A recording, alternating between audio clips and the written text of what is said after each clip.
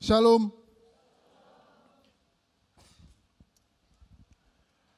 Kalau ada yang masih ingat, terakhir saya khotbah saya bilang, mau Messi, mau Ronaldo yang cetak gol, yang juara tetap Inggris. Benar sekali, Bapak Ibu Saudara, Inggris juara 3 dia. Jadi yang masuk final, Argentina sama Spanyol. Mana pendukungnya Argentina sama Spanyol, tepuk tangan. Oh ada. Argentina lawan Spanyol, ini final yang ideal bagi fans Barcelona.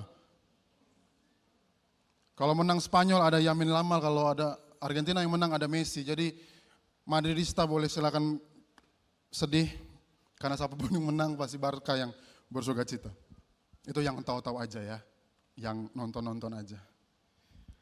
Tapi by the way, Bapak Ibu Saudara, kalau kita nonton final Piala Dunia, atau pertandingan sepak bola deh, pasti semua pernah, walaupun nggak sampai habis mungkin. Kalau ada yang pernah nonton bola, yang nggak tahu ya, nonton bola itu hanya 90 menit, benar ya yang nonton? 90 menit. Kalau seri, ditambah 30 menit, 15. Kalau masih seri juga, adu penalti. Adu penalti sampai ketemu siapa yang menang. Nah itu pertandingan sepak bola. Jadi yang kita lihat, mau di TV, atau kita nonton di stadion, hanya itu. 90 menit, kalau dia seri sampai penalti, ya mungkin bisa lebih dari itu. Tapi kita tidak lihat ada ribuan jam. Kita tidak lihat ada ratusan, ada belasan, ada puluhan tahun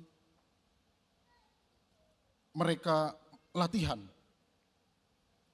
Mungkin mereka dari kecil udah ditempa untuk menjadi atlet sepak bola. Sampai pada akhirnya mereka dewasa. Mungkin mereka alami cedera yang parah. Pernah mengalami cedera. Atau mereka dipaksa untuk disiplin makan. Makannya nggak boleh apa yang mereka mau. Tapi sesuai dengan ahli gizi. Karena biasanya kalau yang profesional punya ahli gizi khusus. Jadi makannya diatur. Mungkin mereka kehilangan waktu sama keluarganya. Karena mereka mungkin harus latihan setiap hari, bahkan keluar kota, pertandingannya, atau keluar negeri, itu yang mereka alami. Dan begitu banyak pengorbanan lain yang dilakukan oleh seorang atlet sepak bola.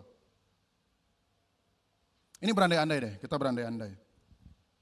Kalau kita dikasih waktu seminggu aja untuk bisa ikutin salah satu orang atau salah satu pemain yang nanti subuh bakal main. Antara pemain Spanyol atau pemain Argentina, siapapun mereka, satu orang aja kita disuruh ikutin dari seminggu lalu. Kita ngelihat mereka makan sayur gitu. Kita melihat mereka, kita ikutin mereka nge-gym. Kita ikuti mereka lagi atur tidur yang cukup. Waktu jam 9 kita belum tidur, dia udah tidur. Jam tidurnya begitu rapi, begitu disiplin. Lalu singkat cerita, kita bingung. Di hari-hari terakhir kita tanya, kau ngapain sih gini-gini? Ngapain sih kau makan sayur, apa yang gak kau suka misalnya gitu ya. Kau kan gak suka ini, bukannya kau suka ini. Makan bakso aja lah, makan bakso. Muncul misalnya muncul.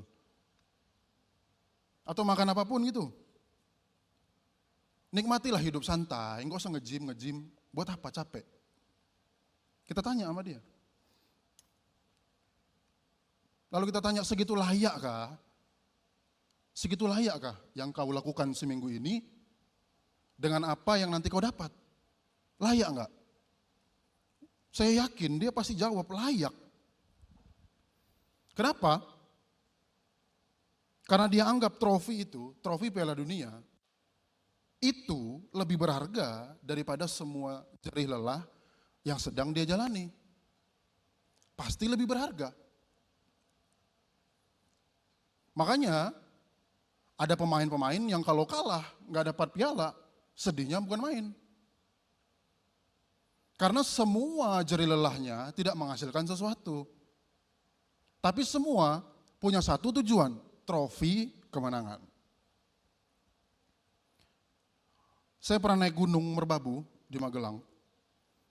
Jadi saya naik gunung situ pakai uang sendiri.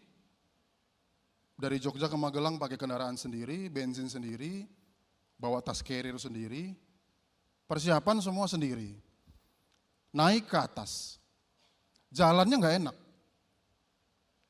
Ada jalan yang terjal, ada yang landai, tapi intinya perjalanan ke atas itu nggak enak. Dengan semua yang saya lakukan, yang lelah-lelah itu, di perjalanan pun banyak orang yang sedang naik ke atas. Dan semuanya saling kasih semangat.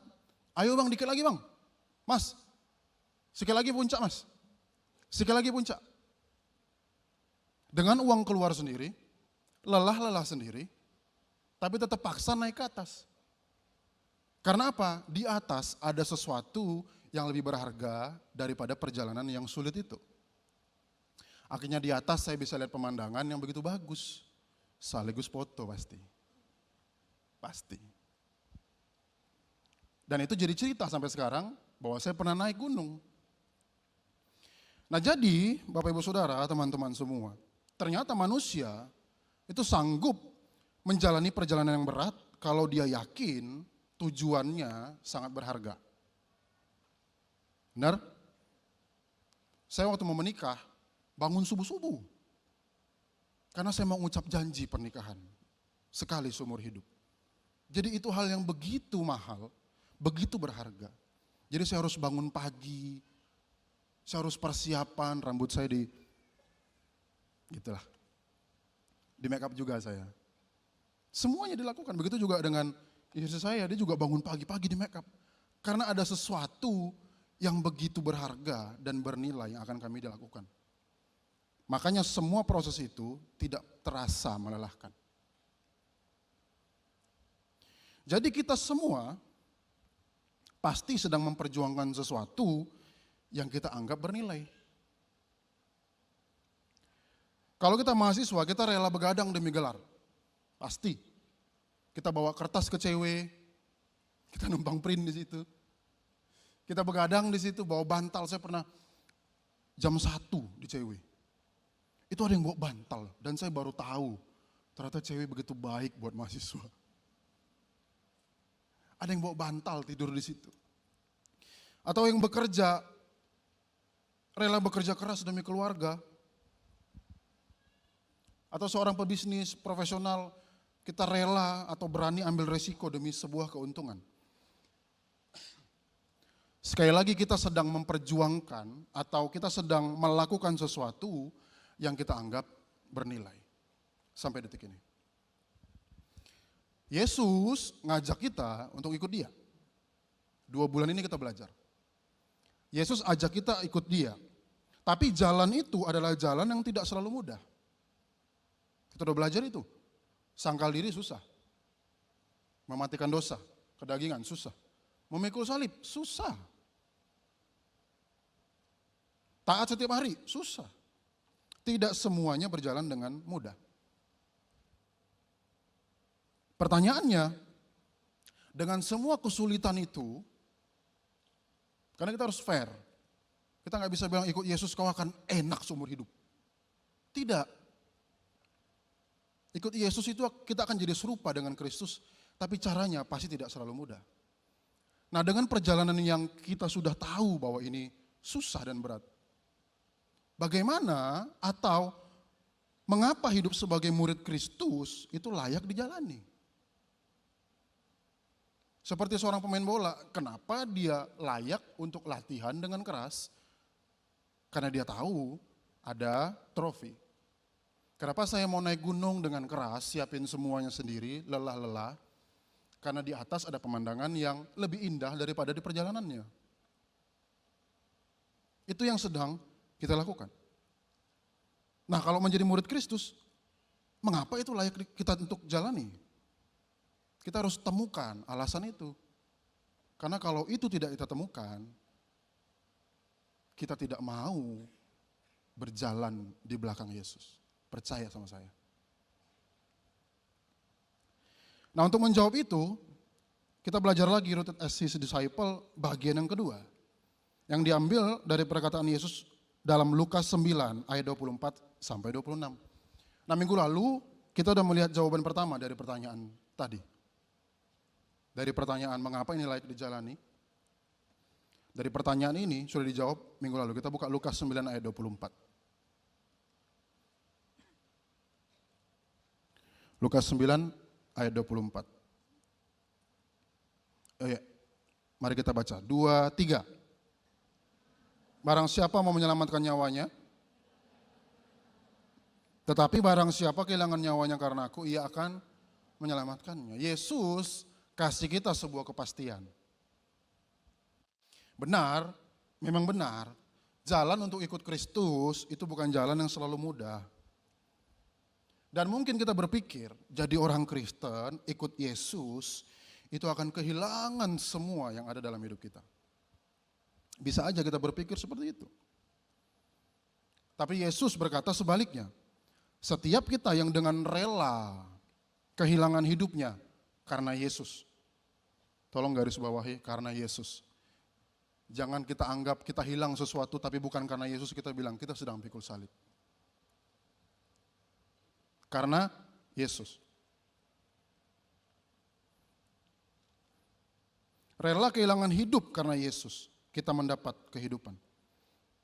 Dengan kata lain, kita menyerahkan seluruh hidup kita untuk ikut Yesus. Menyerahkan seluruh hidup kita untuk ikut Yesus. Dan kita mendapatkan kehidupan. Karena apa? Karena Kristus sudah lebih dulu lewati jalan ini. Kita sudah dengar itu bulan lalu. Kristus lebih dulu lewati jalan ini buat kita, sehingga kita punya kehidupan kekal.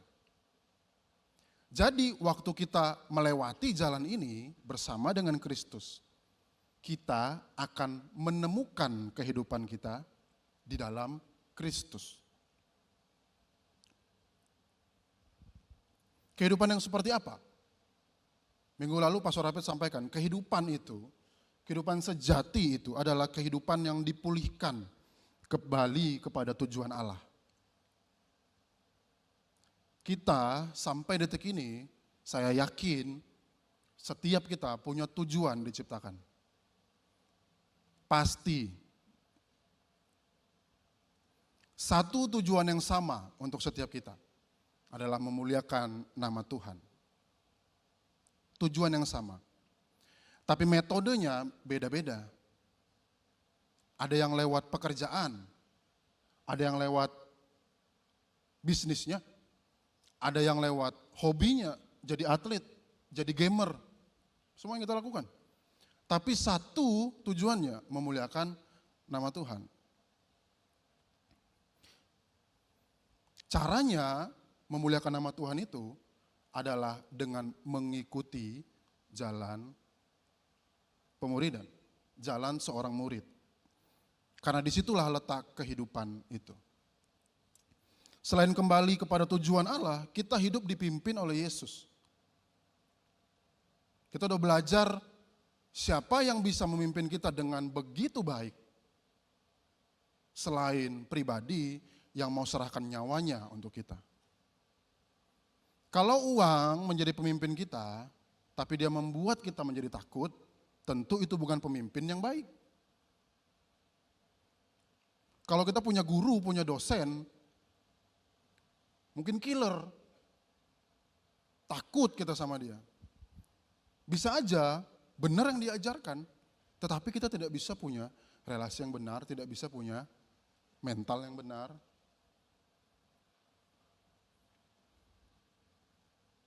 Kita dipimpin oleh Kristus, hanya Kristus. Yesuslah jalan kebenaran dan hidup, jalan keselamatan dan hidup. Siapa dan apa yang bisa kasih itu selain Yesus sendiri? Dan mengikut Kristus kita akan diarahkan kepada kehidupan yang kekal. Kalau kita hanya fokus sama kehidupan yang saat ini aja, kita akan lupa bahwa kehidupan kita tidak hanya 1 sampai 80 tahun. Mungkin ya, itu udah bonus-bonus lah 80. Selepas itu masih ada kehidupan lain, itu firman Tuhan yang catat. Itu alasan pertama, kita pelajari minggu lalu. Bahwa mengapa hidup sebagai murid Kristus itu layak dijalani? Karena kita menemukan kehidupan sejati. Kita kembali kepada tujuan kita semula, kita dipimpin oleh Kristus dan kita menerima hidup yang kekal. Nah, hari ini kita akan belajar alasan kedua. Mengapa menjadi murid Kristus itu layak dijalani? Yaitu karena, slide berikutnya. Karena murid menemukan harta yang paling berharga. Kita baca sama-sama, 1, 2, 3. Murid menemukan harta yang paling berharga. Ayat 25 yang kita akan pelajari, ini berkaitan dengan ayat 24 yang sudah kita pelajari minggu lalu. Dan ini adalah penekanan yang penting untuk kita tahu. Slide berikutnya. Murid menemukan harta yang paling berharga. Kita baca Lukas 9 ayat 25, ayo. 2, 3.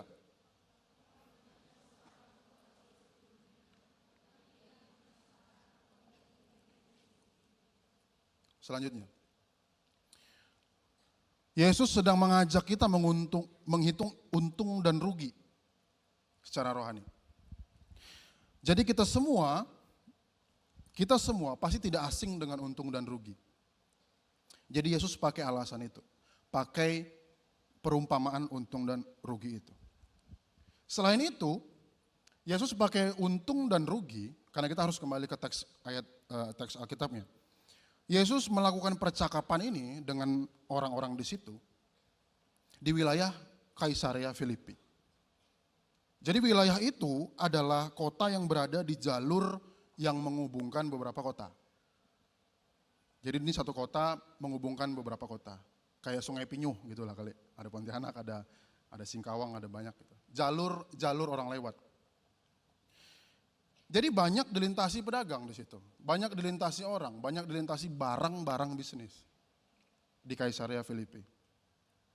Nah, konsep untung dan rugi, resiko dagang, itu bagian atau pembahasan keseharian masyarakat di situ. Mereka udah hatam dengar begitu. Udah tahu. Oh, untung tuh gini, oh rugi tuh begini, oh bisnis tuh begini. Bagi masyarakat, bagi pedagang, bagi nelayan, bagi petani yang jual hasil panen, mereka sudah mengerti istilah-istilah dagang.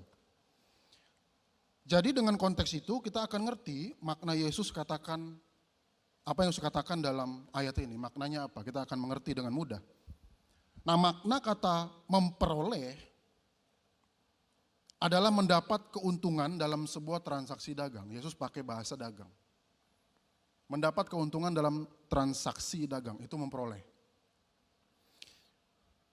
Karena perdagangan lintas wilayah tadi, jadi Yesus pakai kata seluruh dunia.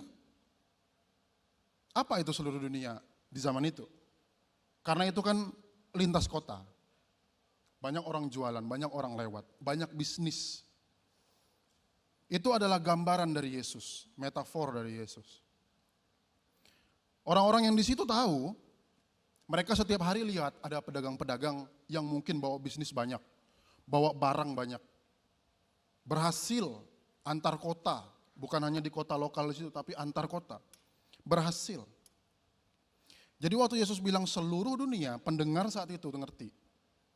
Gambarannya adalah seperti seorang pedagang yang bisa meraih kekayaan yang besar, kekayaan yang banyak, keuntungan bisnis yang banyak karena lintas kota itu. Bahkan kata dunia juga punya makna bukan cuma harta, tapi status, kekuasaan atau kehormatan sosial yang bisa diraih, puncak pencapaian di zaman itu. Jadi memperoleh seluruh dunia, Yesus pakai adalah istilah yang Yesus pakai sebagai puncak dari segala keuntungan dari sebuah ambisi berdagang, ambisi. Sesuatu yang disengaja. Ambisi berdagang yang bisa dibayangkan. Dengan keadaan di situ banyak orang jualan, banyak orang lewat. Jadi Yesus lagi kasih metafora bahwa seluruh dunia, memperoleh seluruh dunia adalah segala keuntungan yang bisa didapat dengan semua kesempatan yang ada di situ. Mau harta, mau pencapaian, mau status, mau jabatan, apapun. Slide berikutnya, bagi kita saat ini, Bapak Ibu Saudara, ini bagi kita saat ini, memperoleh seluruh dunia adalah gambaran dari semua hal yang kita manusia kejar dan kita anggap berharga dalam hidup ini. Itu memperoleh seluruh dunia kalau itu ditarik kepada kita. Bisa harta, bisa jabatan, bisa prestasi, bisa pengakuan, validasi dari orang lain. Sampai di sini Yesus belum bilang cari keuntungan itu salah. Tidak ada bilang. Yesus nggak bilang itu salah. Karena tujuan Yesus bukan suruh orang untuk melepaskan keuntungan. Tujuan Yesus di ayat ini ngomong gini bukan untuk tidak usah berprestasi. Atau yang lainnya. Tujuan Yesus adalah mengubah cara kita menilai apa yang benar-benar bernilai. Itu yang Yesus ajarkan dari ayat ini. Jadi pertanyaannya bukan kita tanya, boleh nggak kalau kita berhasil? Ya pasti boleh. Boleh. Pertanyaan yang lebih penting adalah apa yang sedang menjadi ukuran bahwa hidup kita berhasil? Saat ini apa ukurannya buat kita pribadi? Lebih personal saya tanya, apa yang sedang menjadi ukuran bahwa hidup saya berhasil? Boleh ditanya di dalam hatinya. Karena apa Bapak Ibu Saudara, teman-teman semua? Karena apa yang menjadi ukuran keberhasilan kita, itulah yang akan kita kejar. Benar? Apa yang menurut kita keberhasilan akan kita kejar. Selanjutnya adalah, dan apa yang paling kita kejar, disitulah hati kita berada.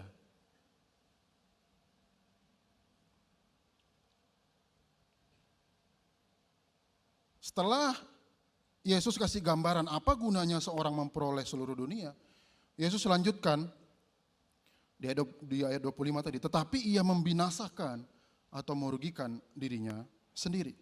Perhatikan baik-baik, ada dua kata kerja. Yang pertama, membinasakan. Yang kedua, merugikan. Ada dua kata kerja. Yesus bicara dalam konteks perdagangan, pakai metafor perdagangan. Tapi waktu Yesus ngomong ini, ada dua istilah, membinasakan dan merugikan. Kata membinasakan itu bukan istilah dagang. Bahasa aslinya pun bukan istilah dagang. Kebinasaan itu adalah kata yang jauh lebih berat daripada rugi uang. Atau rugi harta, lebih berat daripada itu. Ini kata yang sama, binasa ini, kebinasaan ini, adalah kata yang dipakai yang sama dengan ayat favorit kita semua, Yohanes 3 ayat 16.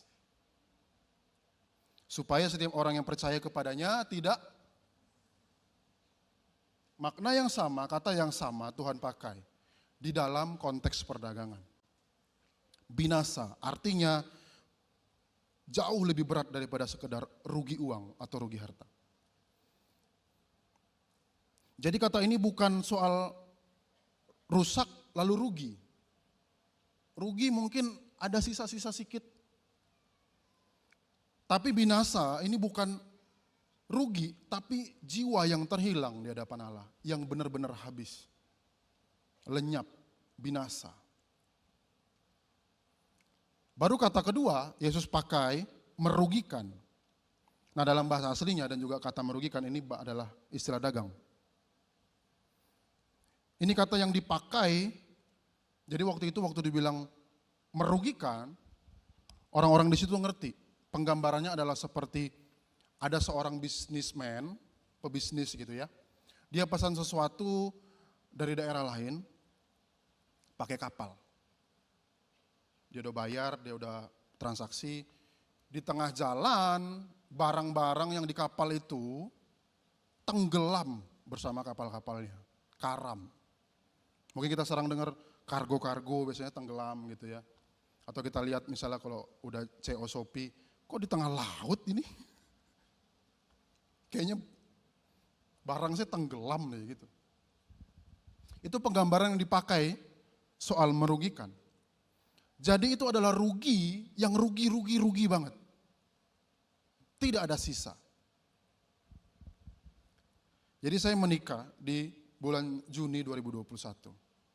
Saya menikah di situ, waktu itu kita sedang mengalami masa di rumah semua, yaitu lockdown COVID. Jadi sesuai arahan pemerintah, setiap acara harus dibatasi, termasuk pernikahan. Jadi 2 tahun sebelum itu saya udah tunangan sebenarnya. Tunangan itu kan setahun ya. Tapi karena COVID, saya harus undur. 2 kali mundurnya. Jadi singkat cerita, tetaplah harus dilakukan pernikahan itu dengan terbatas. Tentu saya menyiapkan dong pernikahan dengan calon istri saya dan istri saya sekarang. Menyiapkan, akhirnya saya menyiapkan ruangan untuk resepsi. Walaupun terbatas, tetap ada resepsinya. Jadi saya sudah DP dengan sejumlah uang di satu tempat di Pontianak. Sesudah itu, saya bayarlah, oke berjalan beberapa bulan. Sudah di booking di situ. Saya kunci, saya di situ. Tapi ternyata, dekat Juni, COVID makin tinggi di Pontianak. 2021. Jadi lockdownnya makin ketat. Akibatnya acara-acara semakin dibatasi, termasuk pernikahan yang sudah saya planning. Ya begitulah. Dengan alasan ini akhirnya saya sepakat dengan istri dan keluarga, ya udah kita rombak lah. Kita benar-benar harus ikuti pemerintah dengan terbatas. Akhirnya saya cancel lah gedung atau ruangan itu yang disewa. Tapi ternyata karena satu dan lain hal, uang itu tidak bisa kembali. Tidak bisa kembali 50%, it's okay. Tidak bisa kembali 30%. Bahkan tidak bisa kembali 10% pun. Jadi uang itu hangus, sehangus-hangusnya. Seperti itulah gambaran rugi yang Yesus gambarkan di ayat ini. Tidak ada sisa sama sekali. Uang yang sudah dicari, disetor, hilang tiba-tiba. Tidak bisa dipakai. Tidak ada seorang pun yang suka rugi, benar? Oh, tidak ada. Bahkan kalau yang pacaran pun bisa, tadi bakso berapa? Split bill kali. Tidak ada orang yang mau rugi. Bahkan kita menghindari yang namanya kerugian. Pasti. Apalagi kerugian total seperti itu. Kita melakukan apa aja supaya tidak rugi. Pada waktu saya mau kembalikan uang itu, saya melakukan beberapa cara. Ajak orang ini, dimediasi segala macam.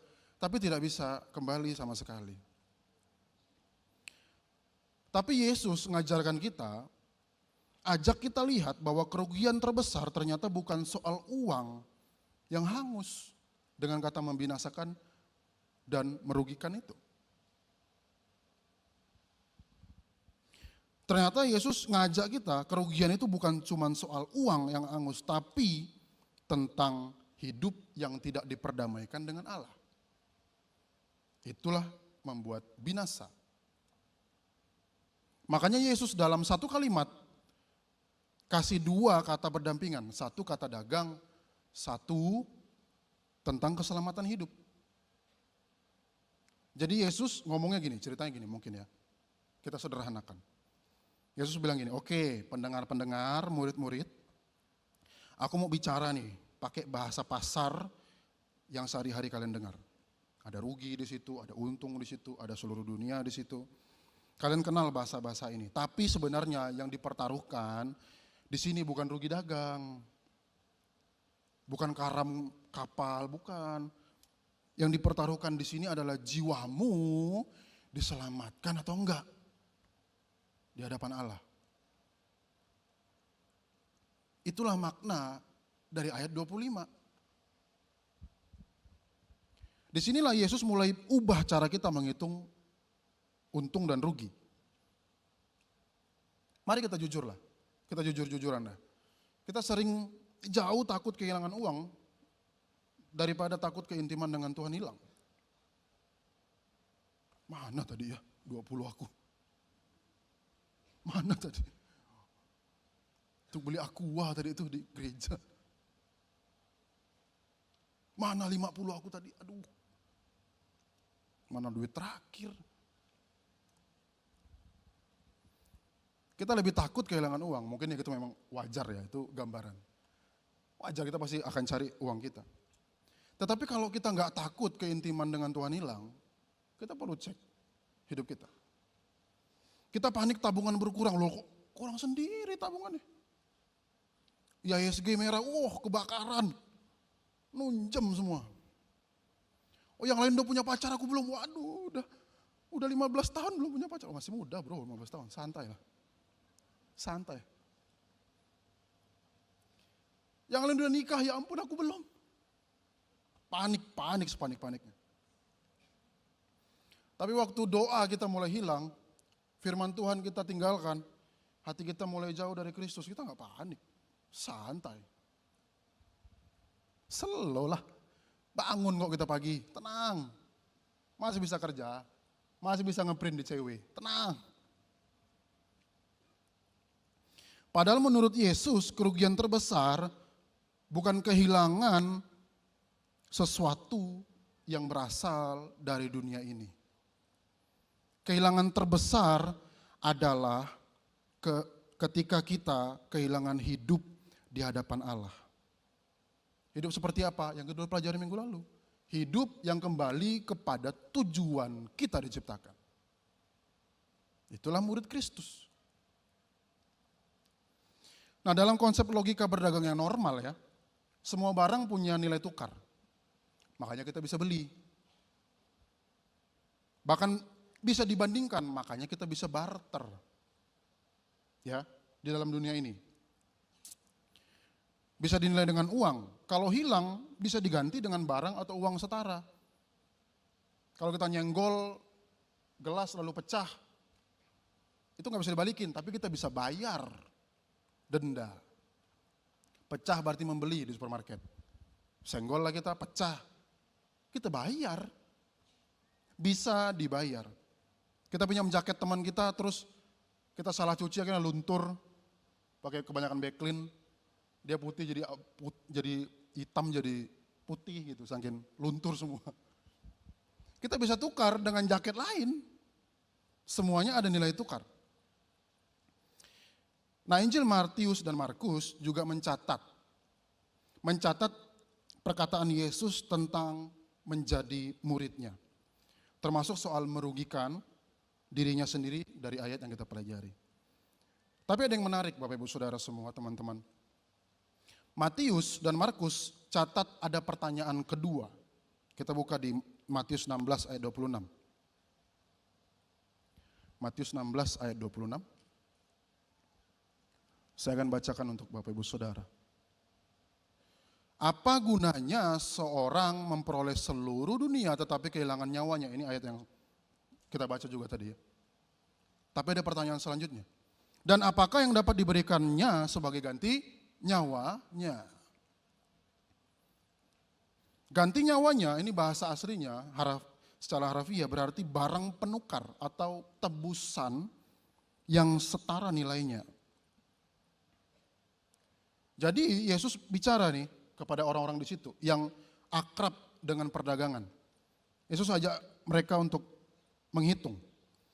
Kalau ada seseorang nih yang punya semua kemungkinan keuntungan yang bisa dia dapat di dalam hidupnya dengan semua kesempatan, tapi dia kehilangan nyawanya, tebusan apa ya yang bisa ganti nyawa itu?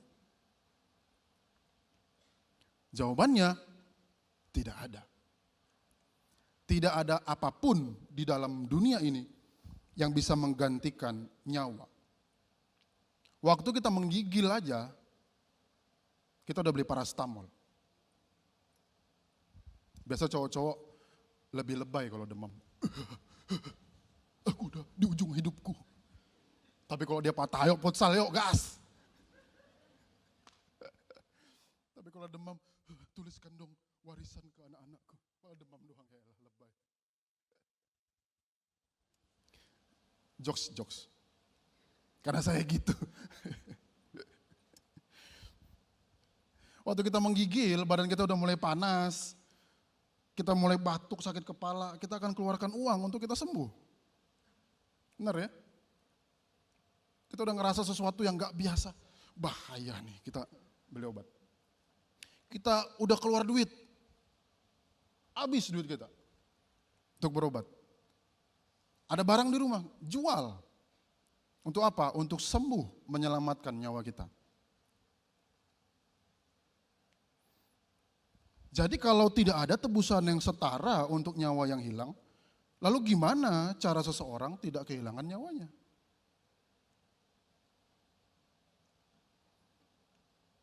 Ingat tadi Yesus pakai kata binasa, hilang, habis. Nah, kata yang sama juga dikatakan Yesus dalam Lukas 19 ayat 10. Kita buka Lukas 19 ayat 10. Yesus menjelaskan untuk apa anak manusia, yaitu Yesus sendiri, untuk apa Yesus datang. Lukas 19 ayat 10. Saya akan bacakan untuk Bapak Ibu Saudara semua. Lukas 19 ayat 10 dikatakan seperti ini. Sebab anak manusia datang untuk mencari dan menyelamatkan yang hilang. Anak manusia, Yesus itu sendiri, mencari dan menyelamatkan yang hilang. Mencari dan menyelamatkan yang binasa. Dengan cara apa? Yesus sendiri bicara dalam Markus 10 ayat 45. Yesus bicara dalam Markus 10 ayat 45. Bagaimana cara anak manusia itu mencari dan menyelamatkan yang binasa? Markus 10 ayat 45. Anak manusia, Yesus pakai lagi kata itu. Anak manusia datang bukan untuk dilayani, melainkan untuk melayani dan memberikan nyawanya menjadi apa? Tebusan bagi banyak orang. Kita telah berdosa. Upah dosa adalah maut, kebinasaan. Maka kehidupan kita adalah hutang yang tidak terhingga. Karena itu ada nyawa.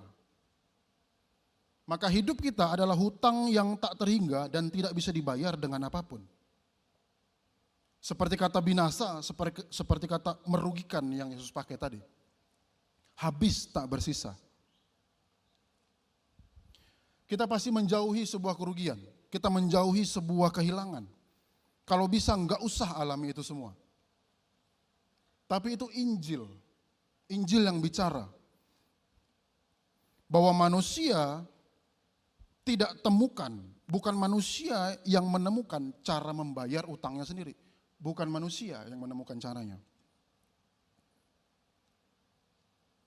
Kehidupan kita yang tidak sanggup dibeli oleh harta kita, berapapun harganya, telah ditebus oleh nyawa Yesus Kristus.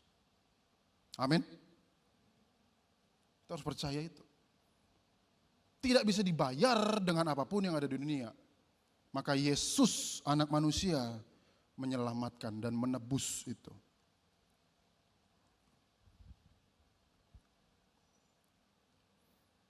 Nah, kalau Kristus rela menyerahkan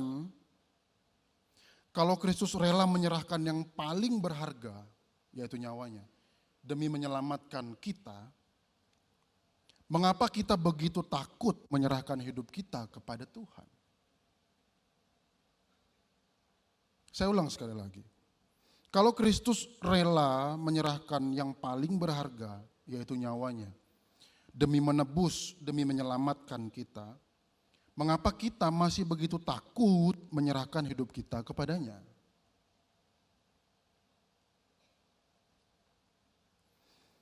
Maka sekarang kita ngerti mengapa Yesus bertanya apa gunanya seorang memperoleh seluruh dunia tapi kehilangan dirinya.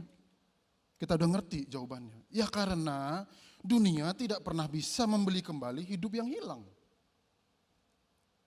Yang sudah binasa, yang sudah habis rugi. Bahkan seluruh dunia pun tidak bisa sanggup bayar apa yang sudah dibayar oleh Kristus di kayu salib. Hanya itulah harga termahal yang pernah menebus kita. Tidak ada di atas itu. Bilang kanan kiri, betapa berharganya kamu di hadapan Allah. Lebih kuat lagi, betapa berharganya kamu di hadapan Allah. Kita semua berharga. Kita begitu berharga. Slide berikutnya.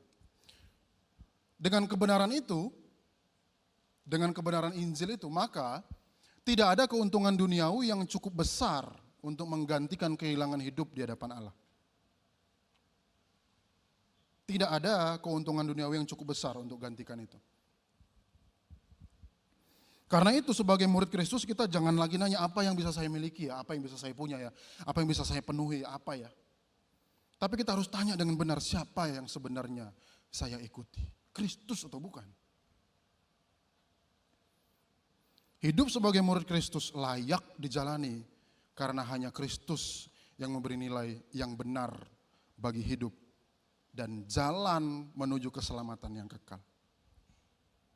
Bagi dunia, yang paling berharga adalah apa yang bisa dimiliki bagi dunia. Bagi seorang murid, yang paling berharga adalah Kristus. Katakan amin. Tepuk tangan bagi nama Kristus. Yesus pernah mengajarkan hal yang sama dalam Lukas 12 ayat 13 sampai 21. Nanti Bapak Ibu Saudara teman-teman silakan baca di rumah. Dengan perumpamaan tentang seorang yang kaya yang berhasil panen besar. Perikopnya adalah orang kaya yang bodoh. Mungkin ada yang pernah dengar. Saya akan jelaskan sedikit. Jadi orang ini karena merasa panennya melimpah, dia merobohkan lumbungnya. Lumbungnya adalah gudang penyimpanan. Dirobohin, terus digedein, bikin gudang baru yang lebih besar. Karena keuntungannya lebih besar. Dan dia bangun lebih besar lagi penyimpanannya. Dalam pikirannya, masa depannya sudah aman. Hartanya terus bertambah. Masa depanku pasti terjamin, kata dia. Tapi malam itu juga firman Tuhan datang kepadanya, bilang gini, dalam Lukas 12 ayat 20. Hai orang bodoh, pada malam ini juga jiwamu akan diambil daripadamu. Dan apa yang telah kau sediakan, untuk siapakah itu nanti?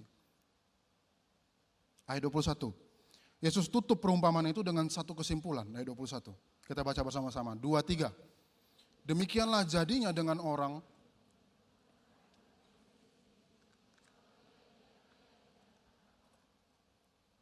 kok dibilang gak kaya? Kaya dia nih. Orang dia bikin gedung, bikin penyimpanan yang baru, yang lebih besar kan karena keuntungannya banyak. Dia orang kaya. Tapi firman Tuhan bilang, tidak kaya di hadapan Allah. Kenapa ya? Mungkin kita langsung bilang, rakus nih orang kayaknya. Kayak dia cari duit terus dah hidupnya. Tiap hari kayak duit. Untung, itu aja kali. Makanya jiwanya diambil. Tidak. Dia tidak serakah. Dia bijaksana. Kenapa? Keuntungan itu dia simpan. Itu gak serakah, dia simpan untuk masa depannya. Disimpan untuk masa depannya. Dia pinter banget, dia atur bisnisnya dengan baik, dia atur keuntungannya dengan baik, disimpan dengan baik. Tapi apa sih makna tidak kaya itu? Kita buka slide-nya. Saya akan bacakan 3 ayat. Ia bertanya dalam hatinya, ini orang kaya itu ya. Apa yang harus aku perbuat? Sebab aku tidak mempunyai tempat di mana aku dapat menyimpan hasil tanahku. Lalu katanya, inilah yang akan aku perbuat, aku akan merombak lumbung-lumbungku, dan aku akan mendirikan yang lebih besar, dan aku akan menyimpan di dalamnya segala gandum dan barang-barangku. Sesudah itu aku akan berkata kepada jiwaku, jiwaku, ada padamu banyak barang, tertimbun untuk bertahun-tahun lamanya, beristirahatlah, makanlah, minumlah, dan bersenang-senanglah. Perhatikan, dari semua ekspresi Bapak Ibu teman-teman semua saudara saya bisa lihat, udah bisa menyimpulkan sendiri. Begitu banyak kata aku di 3 ayat ini. Tapi dia tidak pernah sebut nama Tuhan. Masalahnya bukan dia tidak pandai merencanakan, dia pandai merencanakan. Dan firman Tuhan tidak menyalahkan soal merencanakan. Kita diberikan hikmat dari Tuhan untuk merencanakan. Kita diberikan hikmat untuk merencanakan. Tapi itu jadi masalah ketika dia bangun semua masa depannya, seluruh rencananya seolah-olah Tuhan tidak perlu ikut campur. Dan dia bilang di ayat 19, hai jiwaku, kau memiliki banyak barang tersimpan untuk bertahun-tahun lamanya, beristirahatlah, makanlah, minumlah, bersenang-senanglah, masa depanmu aman boy. Tenang, portofolio mantep, masa depan aman. Dia sedang taruh keamanan jiwanya, ketenangan hatinya, kepastian masa depannya pada harta yang disimpan, tapi bukan kepada Tuhan. Untuk kita hari ini, masa aku nggak boleh punya rencana? Boleh. Tapi apakah Kristus menjadi Tuhan atas semua rencana kita? Bulan lalu kita belajar kalau seorang murid Yesus adalah berjalan di belakang Yesus. Yesus sebagai guru dan Tuhan yang berdaulat atas kehidupan kita. Tapi kalau waktu kita berpikir, kita merencanakan, kita melakukan sesuatu dengan kekuatan sendiri dan tidak mengandalkan Tuhan, kita di depan apa di belakang tuh? Kalau dengan aku habis lulus SMA, aku bakal ke sini, aku bakal kuliah di sini, aku mau ke sini, aku mau kerja di sini, aku mau menikah di umur segini, aku mau pernikahanku seperti ini, nanti aku punya suami kayak gini. Lalu tidak ada Tuhan di setiap rencana kita. Bahkan kita taruh ketenangan jiwa kita, keamanan masa depan kita kepada harta atau sesuatu yang di luar Kristus. Kalau itu terjadi sama kita sampai saat ini, apakah itu tanda? Apakah itu tanda? Perhatikan baik-baik. Apakah itu tanda bahwa hari ini kita hidup seolah-olah Tuhan itu tidak cukup diandalkan? Kalau kita seperti ini, merencanakan semuanya sendiri tanpa Tuhan, meletakkan keamanan hati kita, masa depan kita kepada sesuatu di luar Kristus. Apakah Kristus itu seolah-olah tidak cukup untuk diandalkan? Padahal dialah yang sudah tebus kita dengan harga yang begitu mahal, tidak ada yang bisa ganti. Tapi setelah kita diselamatkan, kita tidak andalkan dia. Nah kalau jujur harta ini, lumbung ini, tidak selalu berbentuk lumbung gandum bagi kita saat ini.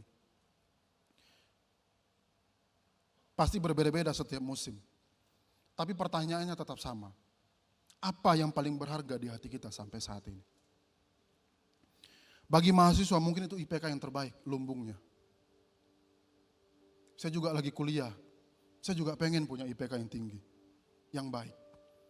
Apakah itu organisasi, CV yang mentereng, profil LinkedIn yang bagus, beasiswa kampus ternama, itu tidak salah. Sekali lagi saya bilang itu semua baik. Belajarlah dengan sungguh-sungguh, capailah prestasi dengan baik karena itu sebagai bukti tanggung jawab kita kepada Tuhan. Itu yang memang harus kita lakukan. Tapi prestasi mulai menjadi berhala ketika kita takut kehilangan nilai daripada kehilangan hadirat Tuhan. Jadi berhala. Ketika kita rela konsumsi kopi setiap hari, setiap malam untuk begadang demi ujian, biar mata melek, tapi waktu diajak doa 5 menit, ngantuk boy. Baca Alkitab satu pasal, ada tugas bah.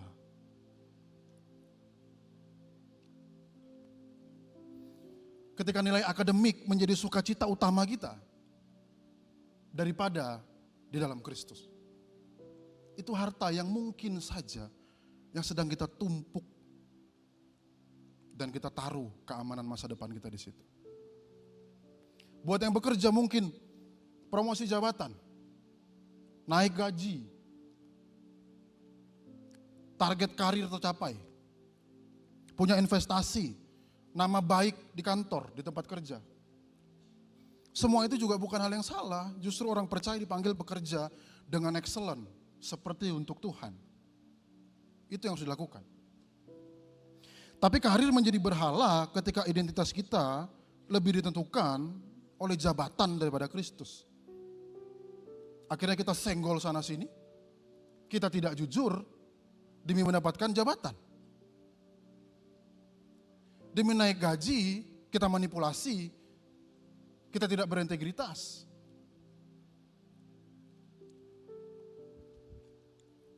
Sedih kita kalau nggak capai target, sedih banget.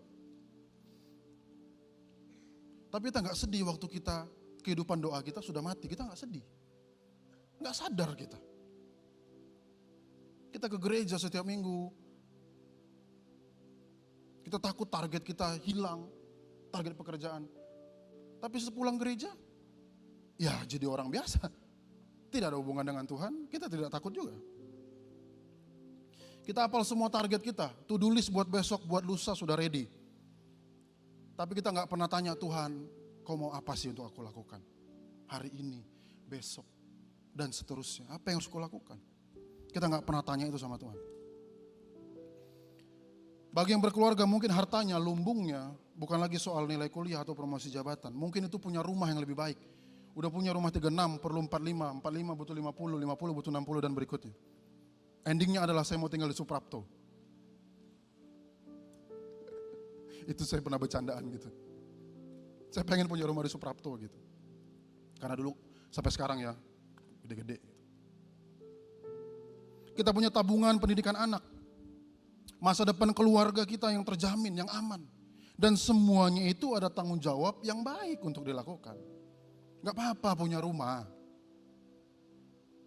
Gak apa-apa. Tapi jangan sampai kita begitu sibuk mempersiapkan masa depan keluarga kita, masa depan hidup kita, sampai kita lupa mempersiapkan mereka dan juga kita sendiri untuk menghadapi kerajaan Allah. Untuk memperoleh kerajaan Allah.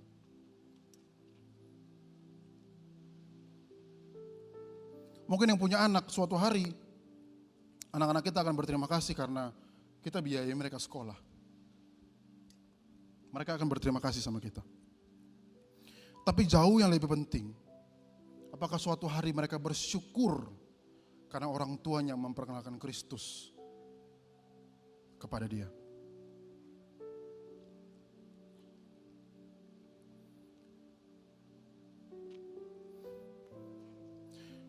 Beberapa hari lalu anak kami biasa berdoa malam sebelum tidur. Jadi berdoa, kami suka home pimpah sama istri sama anak saya umur 3 tahun. Suka home pimpah, yang kalah akan berdoa. Jadi dia berdoa. Anak saya berdoa gini, terima kasih Tuhan Yesus. Walaupun kami lagi kesel, kami lagi marah, kami lagi sedih, Tuhan Yesus tetap temani kami. Saya juga lagi berdoa itu. Terus berikutnya dia bilang, terima kasih Tuhan Yesus karena mau mati di salib untuk selamatkan kami. Saya rasa tidak ada harta yang bisa saya kasih kepada anak saya selain dia kenal Kristus.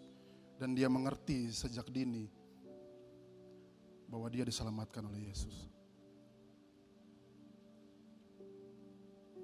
Jangan sampai kita berhasil kasih warisan harta, tapi kita gagal kasih warisan iman kepada anak-anak kita. Saudara, teman-teman semua, Bapak Ibu, masalahnya bukan pada IPK, masalahnya bukan pada nilai yang tinggi, bukan pada pekerjaan, bukan pada uang, bukan pada rumah atau keluarga. Masalahnya adalah ketika semua itu mulai mengambil tempat yang seharusnya dimiliki oleh Kristus di dalam hidup kita. Itu jadi masalah. Ketika rasa aman kita bertumpu pada apa yang kita miliki daripada pribadi Kristus. Itu jadi masalah. Kita mulai bilang kalau aku punya ini baru hatiku tenang. Kalau aku punya ini baru hatiku tenang. Kalau aku menikah di umur segini aku pasti tenang. Kalau aku punya pacar aku pasti tenang. Kalau keluargaku udah punya gini aku pasti tenang. Kalau anakku udah bisa sekolah sampai segini di sini aku pasti tenang. Padahal hanya Kristuslah yang sanggup memberikan keamanan yang tidak pernah akan bisa diambil oleh dunia. Itulah yang Yesus sedang tegur kepada kita. Jangan sampai kita begitu sibuk kumpulin sesuatu yang suatu hari pasti akan kita tinggalkan. Tapi kita abaikan pribadi yang justru menentukan hidup kita saat ini dan selama-lamanya. Kita abaikan. Sekali lagi, semuanya itu bukan hal yang salah untuk dimiliki, tidak salah. Tapi pertanyaan dari Yesus di ayat 25 tetap sama, slide berikutnya. Apa gunanya seseorang memperoleh uang, reputasi, kenyamanan dan keamanan tapi kehilangan dirinya di hadapan Allah? Pertanyaan Yesus tetap sama, apapun musim kita. Sebab bagi seorang murid, Kristus harus lebih berharga daripada seluruh dunia. Mungkin selama firman ini disampaikan, Roh Kudus sedang menunjukkan sesuatu dalam hati kita. Mulai membukakan sesuatu dalam hati kita. Bentuknya mungkin berbeda-beda, tapi pertanyaannya pasti sama. Pertanyaannya bisa sama, apa yang paling kita takuti untuk hilang dalam hidup kita saat ini? Karena seringkali apa yang paling kita takut kehilangan, itulah yang sebenarnya telah menjadi harta kita. Harta yang paling bernilai dalam hidup kita. Kalau yang paling kita takut kehilangan adalah uang, mungkin uang telah ambil tempat yang seharusnya itu tempatnya Yesus. Kalau kita takut kehilangan reputasi, kita takut kehilangan validasi dari manusia. Mungkin tempat itu menjadi tempat yang paling nyaman buat kita bersandar. Padahal itu adalah tempatnya Kristus. Padahal kepada Kristuslah kita harusnya bersandar. Kalau kita takut kehilangan kenyamanan masa depan kita, lalu kita rancang semuanya sendiri. Aku. Mungkin pada diri kita sendirilah kita berdiri. Dan itu salah. Kita tidak bisa selamatkan diri kita sendiri. Karena kita sudah diselamatkan oleh Kristus. Karena apa yang paling kita anggap berharga, itulah yang menentukan arah hidup kita. Apa yang paling kita anggap berharga. Sebaliknya, Yesus meminta kita melepaskan apa yang tidak dapat menyelamatkan kita, supaya kita memperoleh pribadi yang memang sanggup menyelamatkan kita seutuhnya. Sebab ketika Yesus menyerahkan nyawanya di kayu salib, dia sedang membeli bagi kita sesuatu yang tidak mampu dibeli oleh seluruh dunia. Apa itu? Kehidupan yang kekal. Itu dia yang beli buat kita. Kalau kita memiliki seluruh dunia tetapi kehilangan Kristus, kita kehilangan segalanya. Tetapi kalau kita kehilangan banyak hal karena Kristus, kita tidak benar-benar rugi sebab Kristus sendiri adalah harta yang paling berharga. Yesus kasih gambaran dalam Matius 13 ayat 44. Hal kerajaan surga itu seumpama harta yang terpendam di ladang, yang ditemukan orang lalu dipendamnya lagi oleh sebab sukacitanya pergilah ia menjual seluruh miliknya lalu membeli ladang itu. Perhatikan, dia pulang tidak dengan sedih.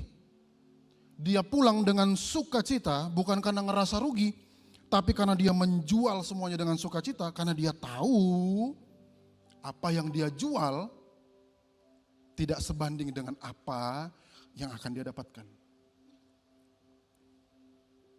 Dia ketemu harta karun yang mahal di suatu ladang.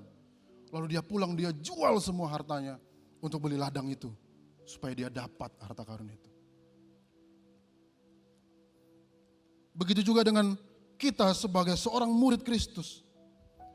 Ketika kita tinggalin dosa kita, ketika kita sangkal diri kita pikul salib, kita taat kepada Kristus setiap hari. Bukan karena hidup sebagai orang Kristen itu penuh dengan kehilangan, bukan itu maknanya. Tetapi karena kita sudah menemukan sesuatu yang jauh lebih berharga, kita telah menemukan Kristus. Jauh lebih berharga. Sebab bagi seorang murid, Kristus bukan sekedar juru selamat yang menyelamatkan hidupnya. Kristus adalah harta yang paling berharga, yang layak diikuti, yang layak dikasihi, dan layak dihidupi sampai selama-lamanya. Tepuk tangan bagi nama Kristus.